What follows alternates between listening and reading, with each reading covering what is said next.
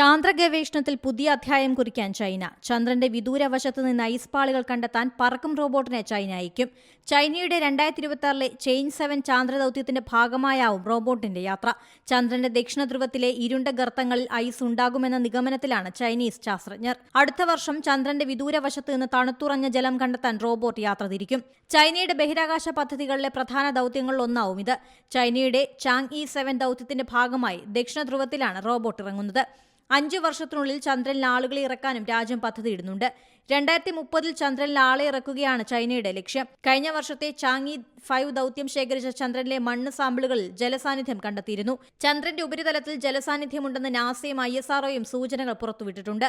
എന്നാൽ ചന്ദ്രന്റെ വിദൂരവശത്തുള്ള ഗർത്തങ്ങളിൽ ജലത്തിന്റെ സാന്നിധ്യമുണ്ടെങ്കിൽ അത് ഭാവി ബഹിരാകാശ യാത്രികരുടെ ജലസ്രോതസ്സായി മാറുമെന്നാണ് ചൈന കണക്കുകൂട്ടുന്നത്. ചന്ദ്രന്റെ ദക്ഷിണ ധ്രുവത്തിൽ സ്വന്തം ബേസ് ക്യാമ്പ് സ്ഥാപിക്കാനുള്ള പദ്ധതികളുടെ ഭാഗമായി കൂടിയാണ് ജലപര്യവേഷണം. ചന്ദ്രന്റെ സൗത്ത് പോളിൽ ജലം കണ്ടെത്തിയാൽ മനുഷ്യവാസം സാധ്യമാകുമെന്ന് ചൈനീസ് ഗവേഷകർ കണക്കുകൂട്ടുന്നു. 2026 ചെയിൻ 7 ദൌത്യം ചന്ദ്രന്റെ ദക്ഷിണ ധ്രുവത്തെക്കുറിച്ചുള്ള ഏറ്റവും വിശദമായ പഠനമാണ്. ഓർബിറ്റർ, ഒരു ലാൻഡർ, ഒരു റോവർ എന്നിവയ്ക്ക് പുറമെയാണ് റോബോട്ടും പറക്കുന്നത്. മനുഷ്യനെ പോലെ പേടകത്തിൽ നിന്ന് കാലുകൾ മടക്കി ചാടിയിറങ്ങുന്ന റോബോട്ടാണ് ചൈന തയ്യാറാക്കുന്നത്. എന്നാൽ അതിശൈത്യമുള്ള ദക്ഷിണ ധ്രുവത്തിലെ ഗർത്തങ്ങളിൽ ഇവയ്ക്ക് ദീർഘനാൾ അതിജീവിക്കുക വെല്ലുവിളിയാകുമെന്ന് ചൈനീസ് ശാസ്ത്രജ്ഞർ ആശങ്കപ്പെടുന്നുണ്ട്.